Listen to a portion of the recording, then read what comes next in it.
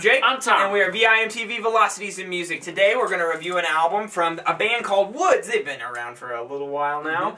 Called Sun and Shade. This album, I think that this album can best be described with one word, and that is eclectic. I think that there is a number of different styles embraced by this album, and a lot of those styles I'm a big fan of, and some I'm growing on. And we'll get to that part in a second. But what I really want to emphasize about the sound of this album is just this original lo-fi production and take on a very indie rock format, something that is out there, reminiscent of recent acts like Abbey Buffalo, or even going further back. You mentioned Yola Tango. Broken Social Scene. Yes, pretty much. Even early Flaming Lips. Yes, especially in the vocals. And I gotta say, exactly how I was with the Flaming Lips a decade ago when I started listening to the Flaming Lips. I didn't like Wayne Coyne's vocals at first. I didn't like these vocals at first. But what turns me around on them is that they're just so damn catchy. The hooks are, the vocal parts are just so nicely written that it just, I can't help but like it after a while. It took me a couple listens, just general disclaimer there. But really, anything from that late 90s Elephant Six collective, you could compare a lot of the sounds on this album to, especially some of the shorter, more focused tracks. This album is 12 tracks long. It's broken up by 2 different tracks that are a little bit longer, a little bit spacier, have some post-punk vibes to it. They're longer, much longer tracks, I should say. I shouldn't say a little bit longer. I know you'll get to that in a second.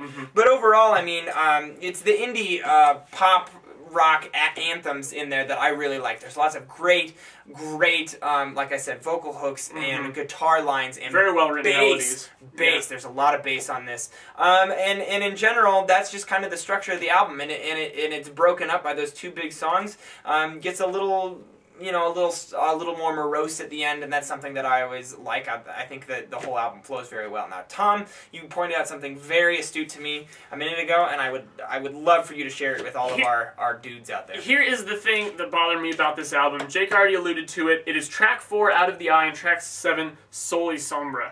I thought it was the other way around. Maybe I have that written down wrong. I don't know. Whatever. That Spanish title track. Those 2 tracks, they don't really have vocals. They're kind of these slow builders, but they don't really build into much. And they're jams. Yeah, one of them is a little over 7 minutes long, and one of them is a little under 10 minutes long. They total to about 17 minutes. Here's what you got to understand. This is a 12-track album. It is about 44.5 minutes long, and 2 of those tracks take up 17 minutes of that. 17 minutes. That is slightly over 40% of this album in 2 tracks. And then the other 10 tracks pick up the rest of the pieces.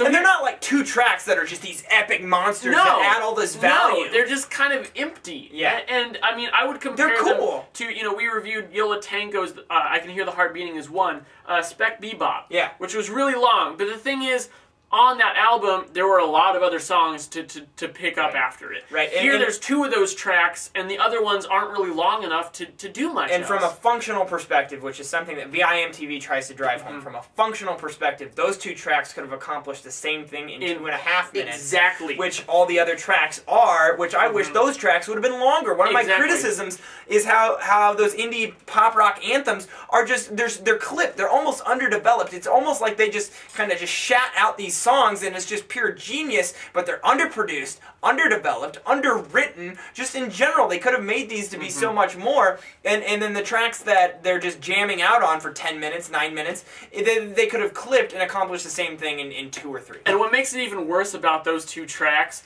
is that even if you took them out, we talk a lot on this show about when you got fluff, cut it out, you'll have a better album. But here's the inherent problem to me with Sun and Shade, is if you took those 2 tracks out, what would you have? You'd have 10 tracks at about 27 minutes, and that's just not enough. At that point, they would either need to add more tracks to get more length, more, substance and variety, or they would need to expand on what was already there and develop them more. And they don't do either anyways, even with those 2 tracks. It's like they think that putting that 17 minutes in there is going to make up for that, and for me it just doesn't. But the frustrating thing is, the regular tracks on here, the regular songs, the shorter ones, I feel like they accomplished so much in a short amount of time. Right. Still not as much as they could, but they're very good songs. Right.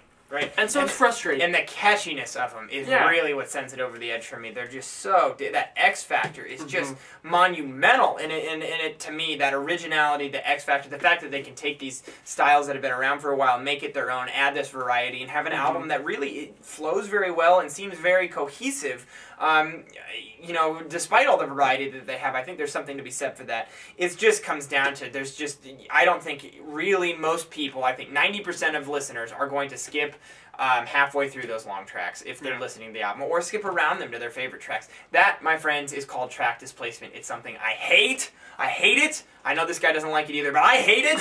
I take off like 10 to 15 points every time I see it. I actually like this album a fair amount, but because a couple tracks in there, I think about half these tracks are very strong, and the other half are wishy-washy with the two monoliths there that I just can't. I would change a lot of things about. Yeah. That docks it down to 68 for me. I'm meeting you there, 68. I think it's a great score for this album. Definitely something that's interesting. It has some limiting factors about it. I'd love to see a more complete version of this album. I think that would be awesome. And I'm sure, one thing I'm positive of is that these songs would be awesome live. Oh, yeah. Awesome live. This would be a sweet band to see live.